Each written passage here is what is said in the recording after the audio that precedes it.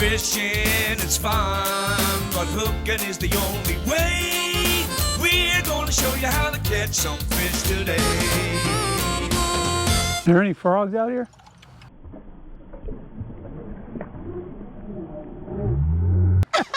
Is that your new trick? Yeah, I was talking to you. You look away and the fish will bite.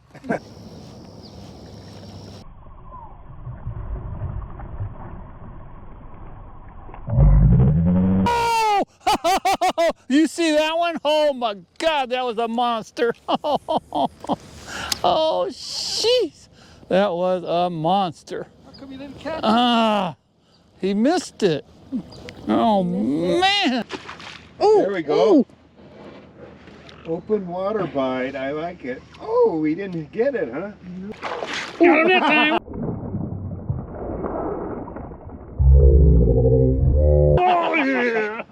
Mess with me. You gotta know better than to mess with me. Oh, that's good. Fish home. Couldn't stand it. Get me some more of that. Frogging. It's summertime. Time for frogging. People think you're weird.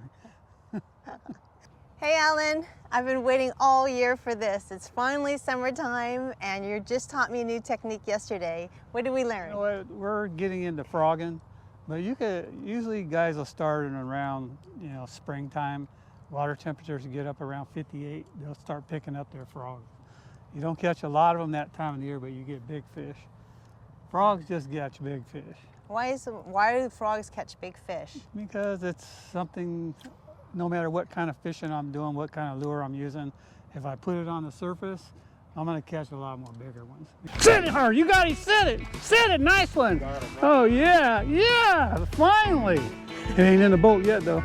Nice, about time, jeez. That's big. That's bigger than Alan's. I don't think so. Maybe bigger than the third one I caught a little while back.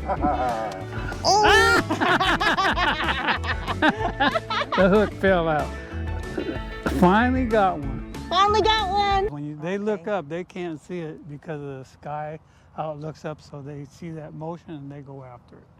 And yesterday when we were frogging, it was basically my first day. When we started out, it was early and there's a lot of cloud cover and wind and it was pretty slow. And just the minute those clouds parted and it got a little bit sunny, it was like hot. I mean, physically hot, and the fishing was hot. Now, why is that? Do you normally do it when it's hot? Usually when I'm frogging, I prefer to do it in the middle of the day, bright, sunny, and hot. Yeah. So if it's, you know, 95 and up to 105, Oh. I'm gonna be frogging. So it makes a good transition type of technique to do between the morning and the evening. Oh yeah. Yeah. I mean, you can still throw it in the morning, but your bites are gonna come when it gets heated up. I was talking about the different kind of vegetation, and the fish go underneath it. It's about 5 to 10 degrees cooler under there. Oh, okay. So they'll go in there, they're real territorial. So, you know, like these fish, if you can find one, a tournament guy gets a blow up on a bed and he misses it, he could bet money he'll go back there and get them. What the hell was that was a fish. Yeah, I saw it. Oh, Might have to put a frog back on. Now we're getting closer to 5. Yep. Did you see him bust a move before he hit it? Yep. I thought, what the hell was he looking at? Nice fish.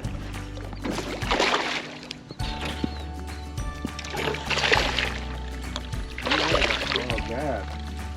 Yes, he did. Get in there.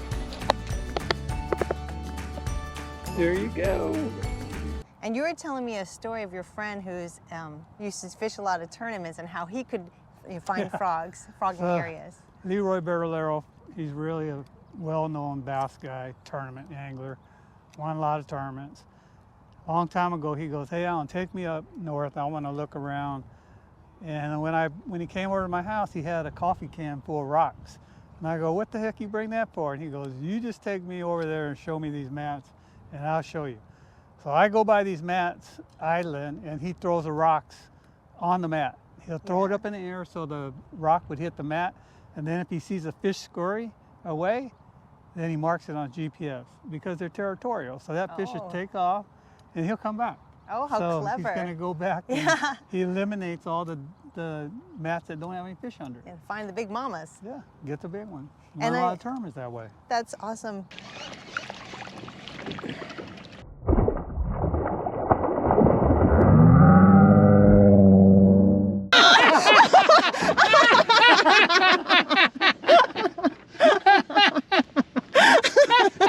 That scare you? I thought that was scary. When you least expect. You couldn't add more than 2 inches. No, my line was that much. My goodness.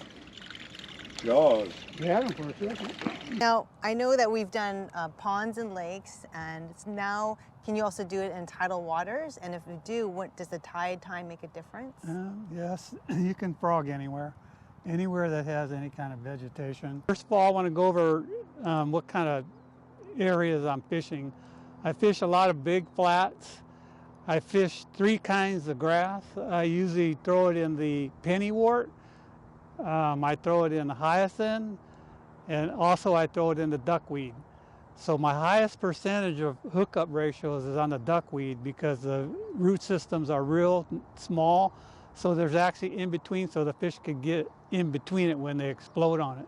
So keep it in mind, work it slower, and give the fish a chance to come up. A lot of times when I'm fishing low water and I'm fishing the moss stuff, I'll go to my frogs, and right back here where the hook comes out, I'll take real little teeny split shot and maybe put 3 or 4 in there. So you can't fish that frog in open water no more because it'll just sink. And those are the ones that I use on the mossy looking stuff. And what happens is when you drag it over the moss and you have weights in it, it sinks down. And you could actually see a little gully going through the moss. Your hookup ratio is going to be a lot higher because it keeps the bait on the moss. Because when the fish comes up and hits it and you don't have any weight in it, the thing just flops and you'll miss a lot of them. So just adding a little weight, but you got to remember I put like a little H on the top, meaning that I know that it'll sink. It's got sinkers in it. So those are some of the features. And then also one of the tricks I do is I cut the tail so you can see the tails. And I'm going to illustrate how you get these things to walk. So basically I'm going to take about 1 inch on one side and I cut it off. So by doing this, it makes this thing off balance. So when I'm walking it, it'll go like this a lot better and it's a lot easier to walk. So this vegetation that I'm going to throw the frog on is a duckweed. This is the kind of floating vegetation that you could have a very high catch ratio because the fish could get through it. So your frog won't walk. So I throw the frog, I'm going to let it sit. You want to throw a frog just like you were throwing topwater. You got to let it sit there for a little bit. You don't want to throw it out and yank it back in. Then I'm going to pop it just a little.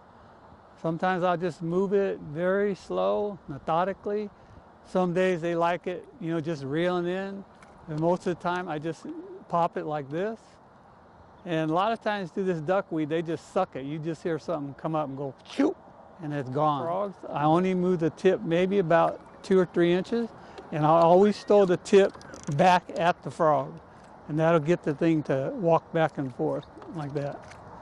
You could get your frog to do that right there, you will catch fish. And I think cutting that tail, see how the tail is shorter than the other on one side? So it twists back and forth. So it actually throws it out of balance. This frog. Like this. Oh, yeah. Nice. Tidal water, when the water is on high tide, I prefer high tide because the fish can get through the mats. So when the water's high, your grass separates. So when you throw your lure up on top, they could get through a lot easier. When the water drops, the mats go like this and it form a canopy. So what happens is they hit it and they can't get to the bait. So you see your frog flop over and you have a big percentage of misses. So like I could, if there's Let's talk a little bit about the misses. No, you're good at that. Tell 'em. What's the story with the hookup ratio here with frogging? Oh! Nice miss. Just trying to join your club. Learn well. Oh, there's one. Keep it up. That's a nice one. I lost it. You watching this too much? I'm sorry, Denise. Nice one. Only the biggest one of the day. I come frogging again. I'm putting on my other reel, my fast reel. When are you going to put some hooks in Denise's lure? You can bend them back straight. Yeah. I mean, my barbless ones that are filed down. That was a big fish. Man, I don't know how you missed that guy. I'm waiting for him to load up. No, you didn't. You yanked. Good answer. You yanked really fast. Good answer. You told me to wait. She didn't wait. Oh, you dummy! You gotta wait for it to load up. Let's let him wait, Alan. Come on, you didn't wait. I know you didn't wait. I saw you didn't wait. Yeah, I did. Shit. Okay, then what happened? What's the name of this cove? Kenny's Cove. Well, it needs to be Denise's cove. Yeah, I missed 5.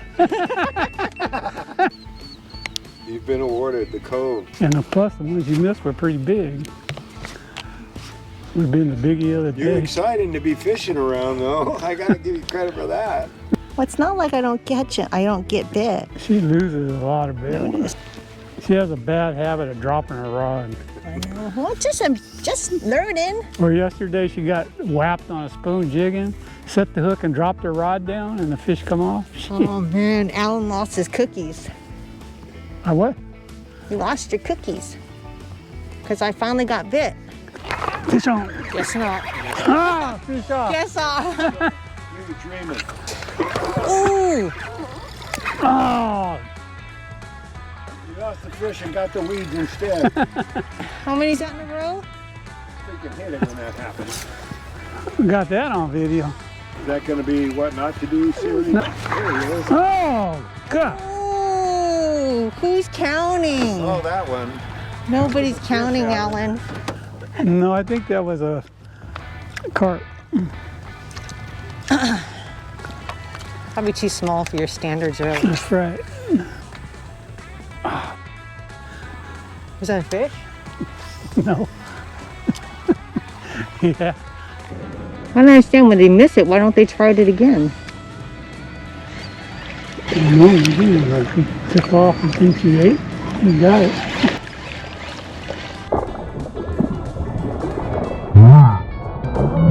Oh, that's another big one. Saw that thing. Man, you suck. Oh, I heard that. Heard what? I didn't see it, but I heard him swirl. Third what? I Yeah. didn't hear nothing. Uh-huh. Oh, that's a big one. Oh! That was a big one. I saw him. I'm going to get him. Sorry about that, but I got to get that. That was a big fish. I saw his whole body come out. That was at least 6 or 7. Oh, get out of here. Leave it to Fong.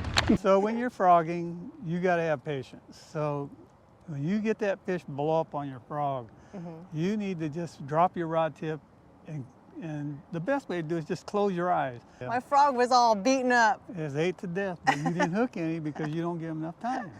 You set the hook too fast. Let them take it, let it load up, and set the hook. And you had told me too, like what you should do is count like 1 to 3 counts, put your tip down, reel down, and then set. As hard as you can, Yeah. just crank. You want to, I tighten my drag down. I don't even use a drag. Yeah. So, because a lot of times a big fish, he'll bury into that stuff, and then I just keep pressure on it, take the boat in there, and actually grab the fish. Oh, yeah.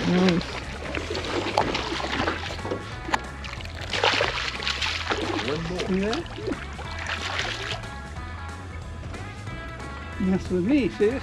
Oh, oh. Very long. You broke your string, Alan.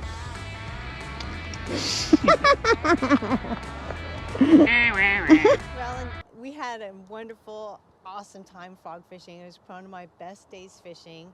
But I do want to point out, like, there's a lot of misses. And how long did it take you to be able to, you know the cadence, know how long to wait, set the hook? I mean, do you still lose some? Depends on the editor. You know, I don't care who you are, you're gonna miss some fish, especially on top water. You know, it could be the cloud cover, it could be maybe I just wanted to miss a few to make you feel comfortable. You know, I'm so nice. But no, you will miss a few. You know, you're fishing on the surface, so they really don't get a good look on it. And yesterday, when we were reeling it a little bit faster, they seemed to want to go after it. You draw more strikes. But I think if we would have paused it for a second, you probably would have had a better hookup ratio. And you kept saying, don't even look at your frog, just listen for the sound. Yeah, there was one time when Tom asked me something, I turned around, I wasn't even looking at my frog, and it went kaboosh, and I felt him yank. Well, that's the perfect time to set it. Wait till you feel the fish pull, and then you got him. Right. You look, and when you see that little water come up, you yank.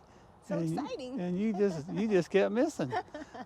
So if you guys like this sort of content on frog fishing, please go ahead and give us a like. We'd really appreciate it. And we'd also appreciate it if you consider subscribing to the channel. Look on the bottom, there's a little comment box. You click on that, you leave me a comment, and I'll usually answer you within 2 or 3 days. And I hope you enjoyed the video, and we'll see you next week. That's right. We love to hear what you guys are doing. Thanks a Bye. lot for watching. Bye.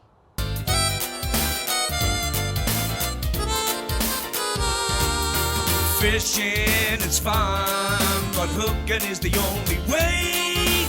We're gonna show you how to catch some fish today.